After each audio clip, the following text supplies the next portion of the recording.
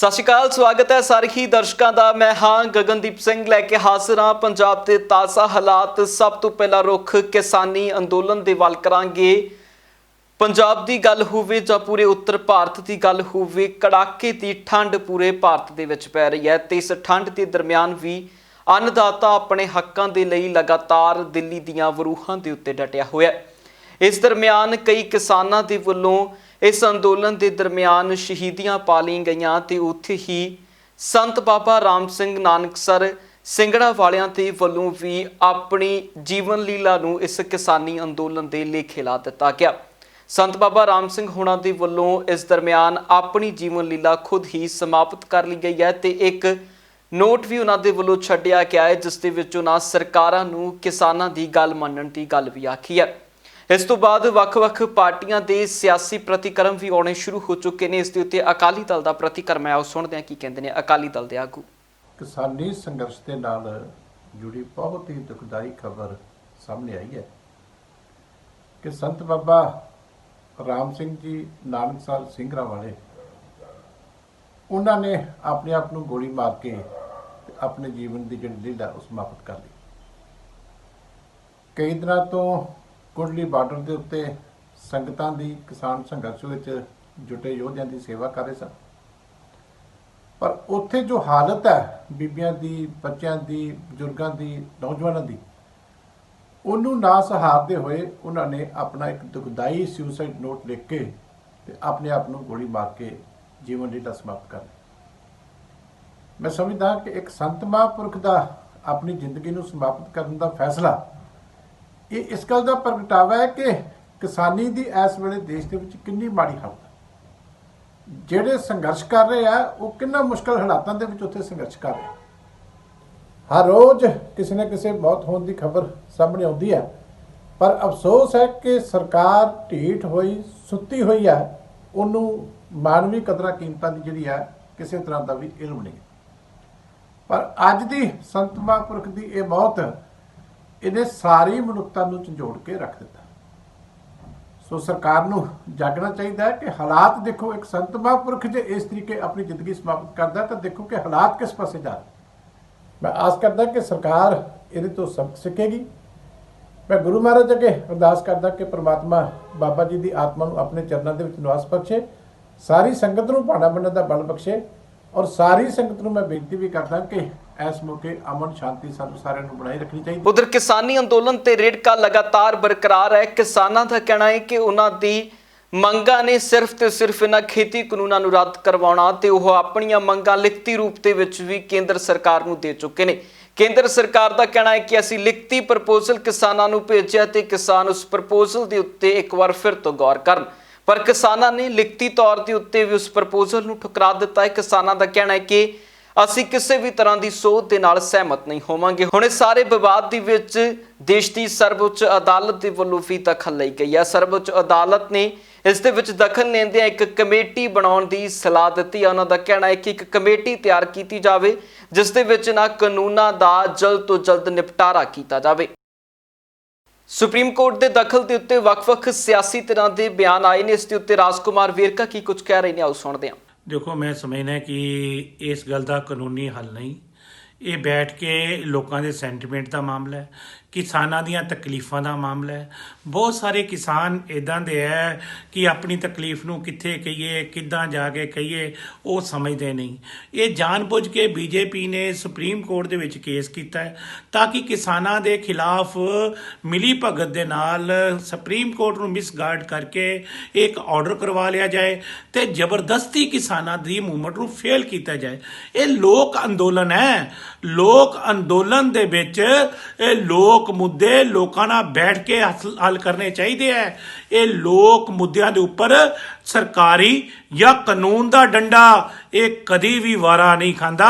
एक पासे जिथे भाजपा के आगुआं के वल्लों ये बयान दिते जाते हैं कि भाजपा के राह किसानों के लिए खुले ने, गलबात करने के लिए असीं तैयार हैं, पर उत्थे ही भाजपा आगुआं ने खेती कानून रद्द ना करने के उत्ते अपनी पक्की मोहर भी ला दी है।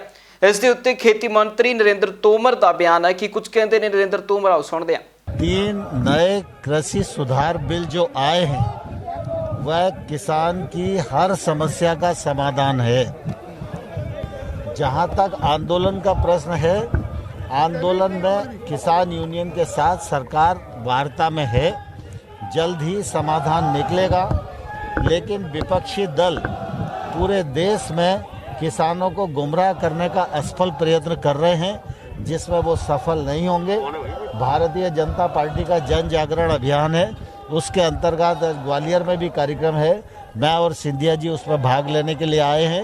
मैं पूरे देश के किसानों को आश्वस्त करना चाहता हूं कि मोदी जी के नेतृत्व में जो कृषि सुधार की प्रक्रिया शुरू हुई है, यह किसान के जीवन में क्रांतिकारी परिवर्तन लाने वाली है। अब तक किसान संगठनों ने आपसे सहमति जाहिर की है, मिले थे बाकायदा, उन्होंने कहा ये बिल बहुत अच्छा है, खत्म नहीं है। देश भर में किसान इसका स्वागत कर रहे हैं, समर्थन कर रहे हैं, मुझे भी आकर मिल रहे हैं। लेकिन पंजाब में कुछ अनरेस्ट दिखाई देता है, उसके अनेक कारण हैं, लेकिन पंजाब की भी किसान यूनियन से हमारी वार्ता चल रही है और जल्दी समाधान निकलेगा, ऐसी मुझे पूरी आशा है। संशोधन आप लेके गए थे, जो प्रस्ताव का संशोधन आप लेके गए थे, उस पर कोई प्रतिक्रिया मिली किसानों की? वो स्वाभाविक रूप से वो लोग विचार कर रहे हैं, जैसे ही उनकी प्रतिक्रिया आएगी हम लोग दोबारा से बात करेंगे। ਲਗਾਤਾਰ ਜਿਸ ਤਰ੍ਹਾਂ ਕੇਂਦਰ ਸਰਕਾਰ ਦੀ ਜਿੱਦ ਵੀ ਹੁਣ ਖੇਤੀ ਕਾਨੂੰਨਾਂ ਨੂੰ ਰੱਦ ਨਾ ਕਰਨ ਦੇ ਉੱਤੇ ਬਰਕਰਾਰ ਹੈ, ਉਸ ਦੇ ਉੱਤੇ ਨਰਿੰਦਰ ਤੋਮਰ ਹੀ ਨਹੀਂ ਬਲਕਿ ਹਰਜੀਤ ਗਰੇਵਾਲ ਦਾ ਵੀ ਬਿਆਨ ਹੈ, ਜਿਨ੍ਹਾਂ ਦਾ ਕਹਿਣਾ ਹੈ ਕਿ ਖੇਤੀ ਕਾਨੂੰਨ ਰੱਦ ਨਹੀਂ ਹੋਣਗੇ। ਖੇਤੀ ਕਾਨੂੰਨਾਂ ਦੇ ਸਬੰਧ ਦੇ ਵਿੱਚ ਕੋਈ ਹੋਰ ਸੋਧ ਕਰਨੀ ਆ, ਉਸ ਦੇ ਉੱਤੇ ਵਿਚਾਰ ਜ਼ਰੂਰ ਕਰ ਸਕਦੇ ਹਾਂ। ਇਸ ਦੇ ਉੱਤੇ ਹੁਣ ਰਾਜਕੁਮਾਰ ਵੇਰਕਾ ਨੇ ਜਵਾਬ ਦਿੱਤਾ ਹੈ। ਰਾਜਕੁਮਾਰ ਵੇਰਕਾ ਦਾ ਕਹਿਣਾ ਹੈ ਕਿ ਭਾਜਪਾ ਦੀ ਪੰਜਾਬ ਦੇ ਵਿੱਚੋਂ ਵਜੂਦ ਖਤਮ ਹੈ ਤੇ ਭਾਜਪਾ ਇਸ ਵਾਰ ਦੀਆਂ ਚੋਣਾਂ ਦੇ ਵਿੱਚ ਪੰਜਾਬ ਦੇ ਵਿੱਚ ਜ਼ਮਾਨਤਾਂ ਜ਼ਬਤ ਕਰਵਾ ਕੇ ਜਾਵੇਗੀ। ਦੇਖੋ, ਜੇ ਤਾਂ ਜੈਸ ਔਰ ਨੋ ਤੇ ਗੱਲ ਰਹੇਗੀ, ਕਾਨੂੰਨ ਤਾਂ ਰੱਦ ਹੋਣੇ ਨਹੀਂ, ਤੇ ਜੇ ਉਹਦੇ ਤੇ ਗੱਲ ਰਹੇਗੀ ਫਿਰ ਗੱਲਬਾਤ ਕਿੱਦਾਂ ਚੱਲੇਗੀ। ਜੇ ਉਹ ਕਿਸਾਨ ਹਿੱਤਾਂ 'ਚ ਕੋਈ ਗੱਲ ਕਰਨਾ ਚਾਹੁੰਦੇ ਆ, ਹੋਰ ਕੋਈ ਕਮੀ ਰਹਿ ਗਈ ਆ, ਤਾਂ ਸਾਡੇ ਮਿਨਿਸਟਰ ਸਾਹਿਬ ਨੇ ਕਹਿਤਾ, ਨਰਿੰਦਰ ਸਿੰਘ ਤੋਮਰ ਜੀ ਨੇ, ਕਿ ਕਿਸਾਨ ਕਿਸੇ ਟਾਈਮ ਵੀ ਆ ਸਕਦੇ ਆ, ਗੱਲ ਕਰ ਸਕਦੇ ਆ, ਉਹਨਾਂ ਨੂੰ ਸੱਦਾ ਵੀ ਜਾ ਸਕਦਾ, ਉਹ ਵੀ ਦੇਵਾਂਗੇ, ਤੇ ਉਹਨਾਂ ਦਾ ਸਤਿਕਾਰ ਵੀ ਹੈ, ਸਨਮਾਨ ਵੀ ਹੈ। ਕਿਸਾਨਾਂ ਦੀ ਰਿਸਪੈਕਟ ਕਰਦੀ ਹੈ ਸਰਕਾਰ। ਇਹ ਤਾਂ ਸਾਡੇ ਕਾਨੂੰਨ ਬਹੁਤ ਚੰਗੇ ਸੀ, ਇਹ ਰਿਸਪੈਕਟ ਕੀਤੀ। ਜਿਹੜੇ ਲੋਕ ਸੜਕਾਂ ਤੇ ਆ ਕੇ ਬੈਠੇ ਹੋਏ ਆ, ਬੱਚੇ ਬੈਠੇ ਆ, ਮਹਿਲਾਵਾਂ ਬੈਠੀਆਂ, ਬਜ਼ੁਰਗ ਬੈਠੇ, ਇਹ ਉਸ ਕਰਕੇ ਸਾਰੀਆਂ ਗੱਲਾਂ ਇਹਨਾਂ ਦੀਆਂ ਮੰਨ ਲਈਆਂ। ਔਰ ਵੈਸੇ ਇਹ ਨਹੀਂ ਸੀ ਕਿ ਉਹ ਕਿਸਾਨ ਹਿੱਤ 'ਚ ਨੇ ਗੱਲਾਂ, ਤੇ ਪਰ ਫਿਰ ਵੀ ਮੰਨ ਲਈਆਂ ਕਿ ਜ਼ਿਆਦਾ ਲੋਕ ਮੰਗ ਕਰ ਰਹੇ ਆ, ਸੜਕਾਂ ਤੇ ਬੈਠੇ ਆ, ਤੇ ਉਹਦੀ ਵੀ ਗੱਲ ਹੋ ਗਈ ਹੈ। ਤੇ ਹੁਣ ਕਿਸਾਨਾਂ ਨੂੰ ਵੀ ਉਹਨਾਂ ਲੋਕਾਂ ਦੀ, ਜਿਹੜੇ ਲੀਡਰ ਨੇ ਨਾ ਕਿਸਾਨ ਲੀਡਰ, ਉਹਨਾਂ ਲੋਕਾਂ ਦੀ ਰਿਸਪੈਕਟ ਕਰਨ ਤੇ ਉਸ ਨੂੰ ਉਹ ਕਰਦੇ। ਮਸਲੇ ਦਾ ਹੱਲ ਨਿਕਲੇਗਾ ਕਿਉਂ? ਮਸਲੇ ਦਾ ਹੱਲ ਨਿਕਲਿਆ ਹੋਇਆ। ਮਸਲੇ ਦਾ ਹੱਲ ਤਾਂ ਇਹ ਕੱਢਣਾ ਚਾਹੁੰਦੇ, ਹੁਣ ਕਿਉਂ ਲੰਬਾ ਕਰਨਾ ਚਾਹੁੰਦੇ, ਇਹਨਾਂ ਨੂੰ ਪੁੱਛ ਲਓ। ਬਈ ਜੇ ਇਹ ਕਿਸਾਨਾਂ ਦੇ ਕਾਲੇ ਕਾਨੂੰਨ ਵਾਪਸ ਨਾ ਲਏ ਮੋਦੀ ਸਾਹਿਬ ਨੇ, ਤੇ ਮੋਦੀ ਦੀ ਸਰਕਾਰ ਵੀ ਵਾਪਸ ਕਦੀ ਨਹੀਂ ਹੋਏਗੀ। ਇਹ ਹਮੇਸ਼ਾ ਲਈ ਇਹ ਜਿਹੜੀ ਹੈ ਘਰਾਂ ਦੇ ਵਿੱਚ ਬੈਠਣਗੇ। ਆ 2022 ਨੂੰ ਲੋਕੀ ਡੀਕ ਰਹੇ ਆ, 2022 ਦੇ ਵਿੱਚ ਇਹ ਬੀਜੇਪੀ ਨੇ ਜ਼ਮਾਨਤਾਂ ਜ਼ਬਤ ਹੋਣੀਆਂ, ਲੋਕਾਂ ਨੇ ਨਿਹੰਗਾਂ ਦੇ ਬਾਟੇ ਵਾਂਗੂ ਮਾਂਜਣਾ। ਤੁਹਾਡੇ ਨੂੰ ਇੱਕ ਵੀ ਸੀਟ ਪੰਜਾਬ 'ਚ ਤੁਸੀਂ ਨਹੀਂ ਜਿੱਤ ਸਕਦੇ। ਤੇ ਹਰਜੀਤ ਗਰੇਵਾਲ ਜੀ ਬਹੁਤ ਸਿਆਣੇ ਬੰਦੇ ਆ, ਇਹਨਾਂ ਨੂੰ ਚਾਹੀਦਾ ਪੰਜਾਬ ਦਾ ਸਾਥ ਦੇਣਾ, ਪੰਜਾਬੀਅਤ ਦੀ ਗੱਲ ਕਰਨੀ। ਤੇ ਬੀਜੇਪੀ ਪੰਜਾਬ ਵਿਰੋਧੀ ਹੈ ਤੇ ਪੰਜਾਬ ਵਿਰੋਧੀਆਂ ਦੇ ਨਾਲ ਖੜੇ ਹੋਣਾ ਪੰਜਾਬ ਵਿਰੋਧੀ ਆ।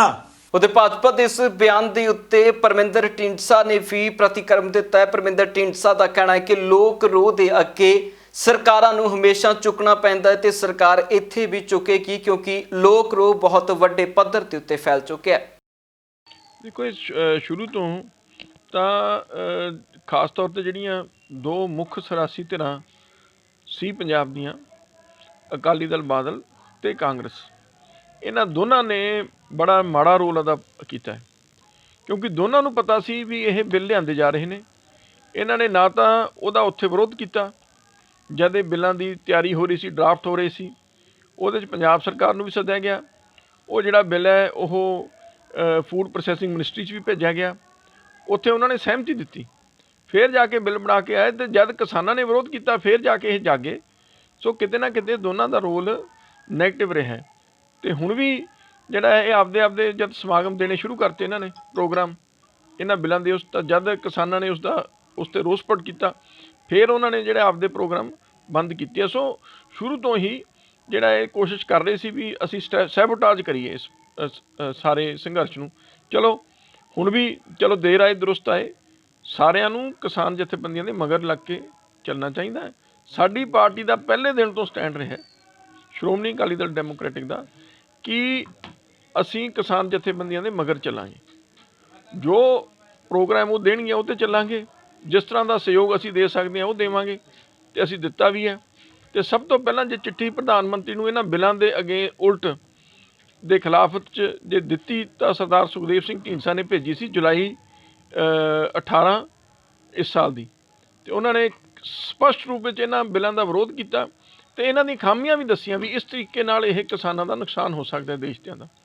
ਪਰ ਪ੍ਰਧਾਨ ਮੰਤਰੀ ਨੇ ਅੱਜ ਤੱਕ ਕੋਈ ਉਹਦਾ ਜਵਾਬ ਨਹੀਂ ਦਿੱਤਾ, ਤੇ ਨਾ ਹੀ ਇੱਥੋਂ ਤੱਕ ਵੀ ਉਹ ਚਿੱਠੀ ਪ੍ਰਾਪਤ ਹੋਣ ਦੀ ਵੀ ਪੁਸ਼ਟੀ ਅੱਜ ਤੱਕ ਨਹੀਂ ਉਹਨਾਂ ਨੇ ਕੀਤੀ। ਸੋ ਇਸ ਤੋਂ ਤੁਸੀਂ ਅੰਦਾਜ਼ਾ ਲਾ ਸਕਦੇ ਹੋ ਵੀ ਉਹਨਾਂ ਦਾ ਕੀ ਸੋਚ ਹੈ। ਸੋ ਫਿਰ ਅਸੀਂ ਉਹਨਾਂ ਦੇ ਨਾਲ ਖੜ੍ਹੇ ਹਾਂ, ਤੇ ਜਿਹੜਾ ਵੀ ਪ੍ਰੋਗਰਾਮ ਸਾਡੇ ਵਰਕਰ ਆਗੂ, ਅਸੀਂ ਵੀ ਜਾ ਕੇ ਆਏ ਹਾਂ, ਸਾਡੇ ਵਰਕਰ ਵੀ ਜਾ ਰਹੇ ਨੇ, ਆਗੂ ਸਾਰੇ ਜਾ ਰਹੇ ਨੇ, ਜੋ ਵੀ ਅਸੀਂ ਕਰ ਸਕਦੇ ਹਾਂ ਉਹ ਹਮੇਸ਼ਾ ਕਰਦੇ ਰਹਾਂਗੇ। ਤੁਹਾਡੀ ਪਾਰਟੀ ਹਮੇਸ਼ਾ ਕਿਸਾਨਾਂ ਦੇ ਨਾਲ ਖੜੀ ਹੈ, ਅੱਗੇ ਖੜੀ ਰਹੂਗੀ ਜੀ? ਬਿਲਕੁਲ, ਪਹਿਲਾਂ ਵੀ ਖੜੀ ਹੈ, ਅੱਗੇ ਵੀ ਖੜੀ ਰਹੂਗੀ। ਤੇ ਅਸੀਂ ਪੰਜਾਬ ਦਾ ਕੋਈ ਵਰਗ ਹੈ ਜਿੱਥੇ ਉਹਦੇ ਨਾਲ ਧੱਕਾ ਹੋਏਗਾ, ਅੱਜ ਕਿਸਾਨਾਂ ਨਾਲ ਹੋ ਰਿਹਾ ਹੈ, ਜੇ ਕੱਲ੍ਹ ਨੂੰ ਵਪਾਰੀ ਨਾਲ ਹੁੰਦਾ ਹੈ ਜਾਂ ਜੇ ਕੱਲ੍ਹ ਨੂੰ ਕਿਸੇ ਮਜ਼ਦੂਰ ਨਾਲ ਹੁੰਦਾ ਹੈ, ਅਸੀਂ ਉੱਥੇ ਵੀ ਇਸੇ ਤਰੀਕੇ ਨਾਲ ਡਟ ਕੇ ਖੜਾਂਗੇ। ਉਧਰ ਸ਼੍ਰੋਮਣੀ ਅਕਾਲੀ ਦਲ ਦੇ ਪ੍ਰਧਾਨ ਸੁਖਬੀਰ ਸਿੰਘ ਬਾਦਲ ਦੇ ਵੱਲੋਂ ਬੀਤੇ ਦਿਨ ਹੀ ਭਾਜਪਾ ਨੂੰ ਟੁਕੜੇ ਗੈਂਗ ਕਹਿਣ ਦੇ ਉੱਤੇ ਲਗਾਤਾਰ ਵਿਵਾਦ ਗਰਮਾਉਂਦਾ ਜਾ ਰਿਹਾ ਹੈ। ਇਸ ਦੇ ਉੱਤੇ ਭਾਜਪਾ ਦੇ ਵੱਖ-ਵੱਖ ਆਗੂ ਪ੍ਰਤੀਕਰਮ ਦੇ ਰਹੇ ਨੇ। ਉਹਨਾਂ ਦਾ ਕਹਿਣਾ ਹੈ ਕਿ ਸੁਖਬੀਰ ਬਾਦਲ ਤੋਂ ਅਜਿਹੇ ਬਿਆਨ ਦੀ ਉਹਨਾਂ ਨੂੰ ਉਮੀਦ ਨਹੀਂ ਸੀ। ਇਸ ਦੇ ਉੱਤੇ ਹਰਜੀਤ ਗਰੇਵਾਲ ਨੇ ਵੀ ਬਿਆਨ ਦਿੱਤਾ ਹੈ ਤੇ ਉਸ ਤੋਂ ਬਾਅਦ ਪ੍ਰੇਮ ਸਿੰਘ ਚੰਦੂ ਮਾਜਰਾ ਦੀ ਵੀ ਗੱਲ ਸੁਣਾਵਾਂਗੇ, ਜਿਨ੍ਹਾਂ ਨੇ ਸੁਖਬੀਰ ਸਿੰਘ ਬਾਦਲ ਦੇ ਬਿਆਨ ਨੂੰ ਪੂਰੀ ਤਰ੍ਹਾਂ ਖੁੱਲ੍ਹ ਕੇ ਪੇਸ਼ ਕੀਤਾ। ਜਿਹੜਾ ਕਹਿੰਦੇ ਟੁਕੜੇ ਗੈਂਗ, ਜਿਹਨੂੰ ਵੀ ਜਿਹੜਾ ਉਹਨਾਂ ਦੀ ਸਰਕਾਰ ਦੇ ਹੱਕ 'ਚ ਹੁੰਦਾ ਹੈ ਉਹਨੂੰ ਤਾਂ ਕਹਿੰਦੇ ਕੀ ਆ ਦੇਸ਼ ਭਗਤ ਹੈ, ਜਿਹੜਾ ਸਰਕਾਰ ਦੇ ਹੱਕ 'ਚ ਨਹੀਂ ਹੁੰਦਾ ਉਹਨੂੰ ਕਹਿੰਦੇ ਆ ਟੁਕੜੇ ਗੈਂਗ। ਸਹੀ ਮੈਨੇ ਤੇ ਅਸਲੀ ਟੁਕੜੇ ਗੈਂਗ ਬੀਜੇਪੀ ਹੈ। ਅਕਾਲੀ ਦਲ ਖੁਦ ਟੁਕੜੇ ਗੈਂਗ ਆ, ਉਹਨਾਂ ਦੀ ਪਾਰਟੀ ਜਾ ਰਹੀ ਹੈ ਇੱਧਰ ਤੋਂ ਉੱਧਰ, ਉਹਨਾਂ ਦੇ ਲੀਡਰ ਭੱਜ ਰਹੇ ਆ, ਅਸੀਂ ਉਹਦੇ 'ਚ ਕੀ ਕਹੀਏ। ਮੈਂ ਸਮਝਦਾ ਕਿ ਸਰਦਾਰ ਸੁਖਬੀਰ ਸਿੰਘ ਬਾਦਲ 3 ਮਹੀਨੇ ਤੱਕ ਸਾਡੇ ਸਾਰੇ ਫੈਸਲਿਆਂ 'ਚ ਸ਼ਾਮਲ ਸੀ, ਬੀਬਾ ਹਰਸਿਮਰਤ ਸ਼ਾਮਲ ਸੀ, ਸ਼੍ਰੋਮਣੀ ਅਕਾਲੀ ਦਲ ਸ਼ਾਮਲ ਸੀ। ਜੇ ਅਸੀਂ ਟੁਕੜੇ ਗੈਂਗ ਆ ਤਾਂ ਅਕਾਲੀ ਦਲ ਕਿਹੜਾ ਹੈ ਨਹੀਂਗਾ, ਉਹਨਾਂ ਨੇ ਸਾਰੇ ਫੈਸਲਿਆਂ 'ਚ ਸ਼ਾਮਲ ਨੇ। ਉਹ ਕਿਉਂ ਭੱਜ ਰਹੇ ਆਪਦੀ ਜ਼ਿੰਮੇਵਾਰੀ ਤੋਂ?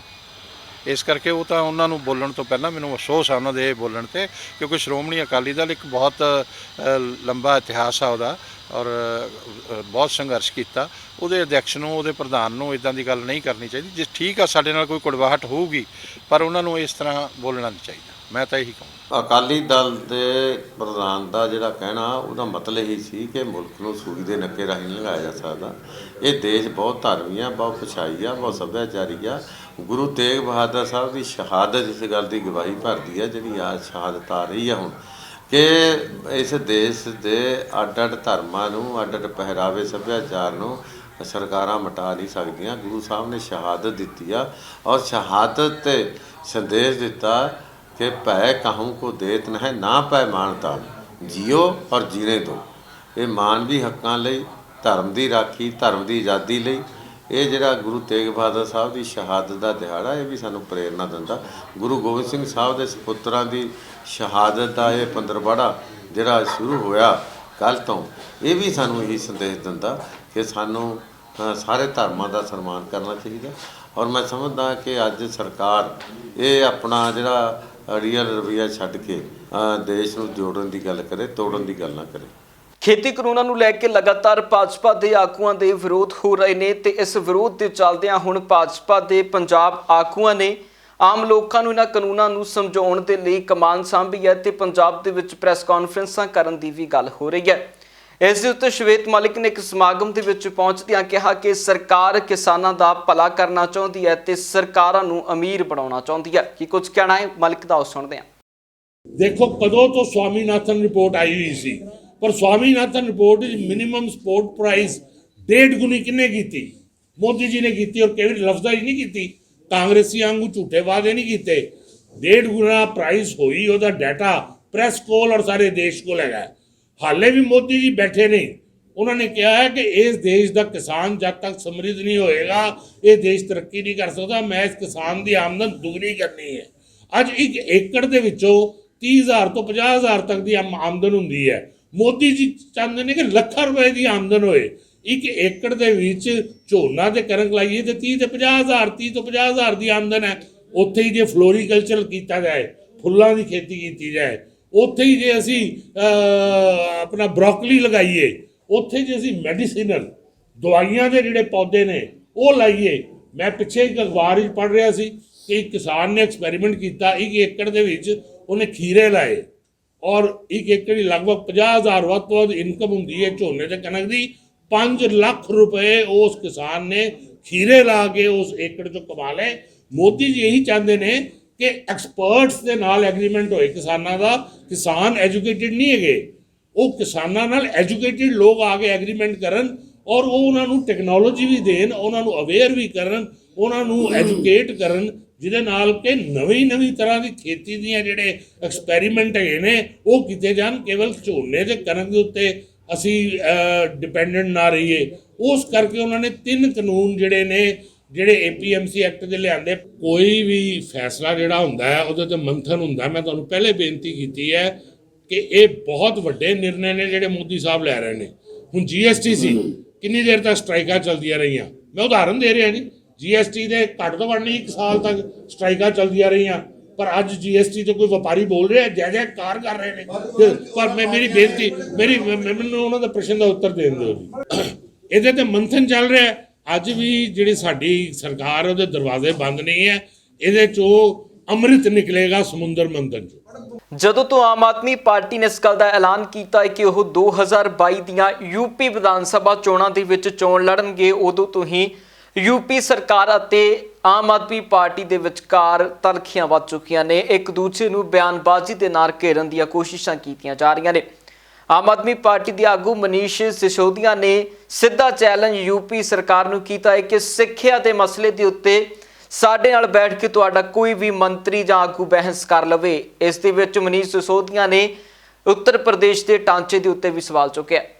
उत्तर प्रदेश सरकार के मंत्रियों ने, योगी जी के मंत्रियों ने मुझे चुनौती दी कि हम आके स्कूल देख लें, उत्तर प्रदेश के गांवों के स्कूल देख लें। मुझे ये दोनों चुनौतियां स्वीकार हैं, मैं ये दोनों चुनौतियां स्वीकार कर रहा हूं। मैं उत्तर प्रदेश के उन मंत्रियों को, सिद्धार्थ नाथ सिंह जी उत्तर प्रदेश के शिक्षा मंत्री जी भी हैं और कई और मंत्री हैं जिन्होंने चुनौती दी, मैं उनको चुनौती देकर कहना चाहता हूं कि अब मैं बहस करने के लिए तैयार हूं, मैं आ रहा हूं।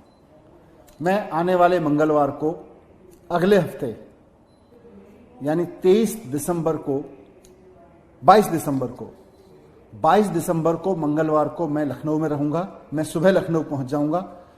आप बता देना किससे बहस करनी है। योगी जी से बहस करनी है, शिक्षा मंत्री जी से बहस करनी है, सिद्धार्थ नाथ सिंह जी से बहस करनी है, उप मुख्यमंत्री जी से बहस करनी है, किससे बहस करनी है, किससे ओपन डिबेट करनी है।